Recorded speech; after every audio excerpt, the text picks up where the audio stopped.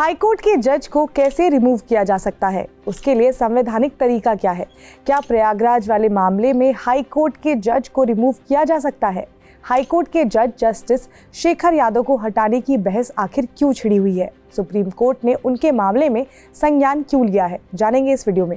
Hello, मैं हूं स्वर्ण और आप देख रहे हैं स्विच। लेकिन जो कठमुल्ला है, जिसे कह लीजिए आप, सब गलत है। 8 दिसंबर को इलाहाबाद हाई कोर्ट के जज ने विश्व हिंदू परिषद के एक इवेंट में कथित तौर पर आपत्तिजनक बात कही, जिसका वीडियो सोशल मीडिया पर खूब वायरल हुआ। देश आगे न बढ़े, इस प्रकार के लोग हैं, उनसे सावधान रहने की जरूरत है। ये मामला इतना बड़ा हो गया कि सुप्रीम कोर्ट तक पहुंच गया।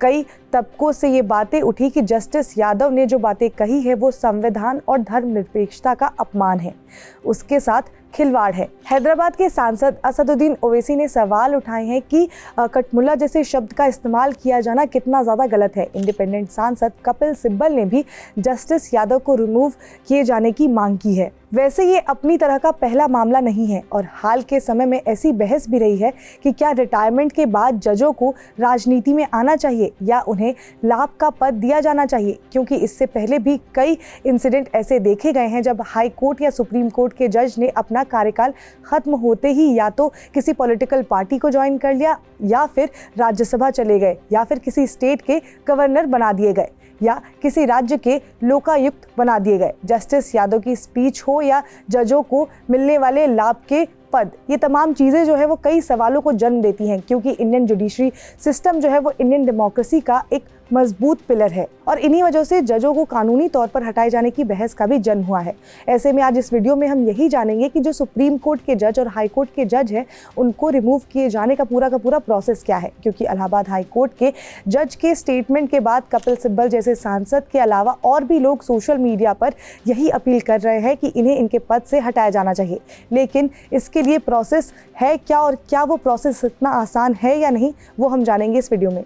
तो 1997 में जजों के लिए कोड ऑफ कंडक्ट को अडॉप्ट किया गया था। इसमें लिखा है कि किसी जज को कोर्ट से बाहर कैसे बिहेव करना है, किसी केस के बारे में उन्हें कितनी बात करनी है या बात करनी भी है या नहीं, उन्हें कोर्ट से बाहर किस तरह के स्टेटमेंट देने हैं, ये सब कुछ इस कोड ऑफ कंडक्ट में मेंशन किया हुआ है। अब सवाल ये आता है कि क्या जजों को रिमूव किया जा सकता है? तो इसका जवाब है हाँ। तो कॉन्स्टिट्यूशनल मैंडेट्स कहता है कि सुप्रीम कोर्ट और हाई कोर्ट के जजों को राष्ट्रपति के द्वारा ही रिमूव किया जा सकता है अगर उनके खिलाफ मिसबिहेवियर और इनकैपेसिटी प्रूफ हो जाती है तब।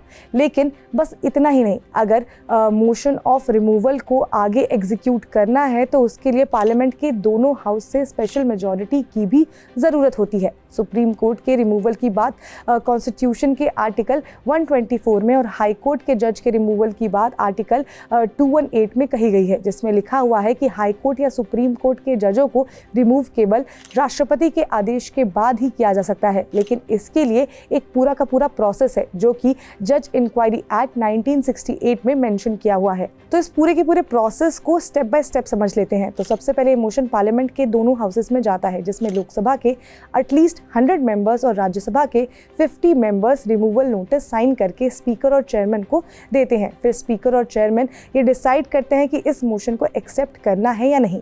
रिक्वेस्ट एक्सेप्ट होने के बाद एक 3 सदस्यीय कमेटी बनाई जाती है जो मामले की इन्वेस्टिगेशन करती है और अगर इन्वेस्टिगेशन में सभी आरोप सिद्ध हो जाते हैं फिर उसके बाद कमेटी अपनी रिपोर्ट लोकसभा स्पीकर और राज्यसभा चेयरमैन को सौंपती है। फिर उसके बाद मोशन ऑफ रिमूवल जो है उस पर चर्चा की जाती है, जिसमें दोनों ही हाउस से एब्सोल्यूट मेजॉरिटी की ज़रूरत होती है और 2/3 प्रेजेंट मेंबर्स की भी सहमति की ज़रूरत होती है। और अगर ऐसा हो जाता है तो फिर उसके बाद जो ये रिमूवल रिक्वेस्ट है वो प्रेसिडेंट ऑफ इंडिया के पास जाता है। फिर वो जज के रिमूवल का ऑर्डर जो है वो इशू करते हैं। तो इलाहाबाद हाई कोर्ट के जज जस्टिस शेखर कुमार यादव के कंट्रोवर्शियल स्पीच का मामला सुप्रीम कोर्ट में है और इस पर संज्ञान लेते हुए सुप्रीम कोर्ट ने कहा है कि मामला उनके कंसिडरेशन में है। इस मामले की आगे की इन्वेस्टिगेशन अब होनी है। अब देखना ये होगा कि क्या हाई कोर्ट के जज को रिमूव किया जाएगा। खैर, इस मामले में जो भी अपडेट आएगा हम आप तक पहुंचाते रहेंगे। आप जुड़े रहिए स्विच के साथ। इसके साथ ही अगर आपको वीडियो इन्फॉर्मेटिव लगी हो तो लाइक करें, शेयर करें, सब्सक्राइब करें स्विच को।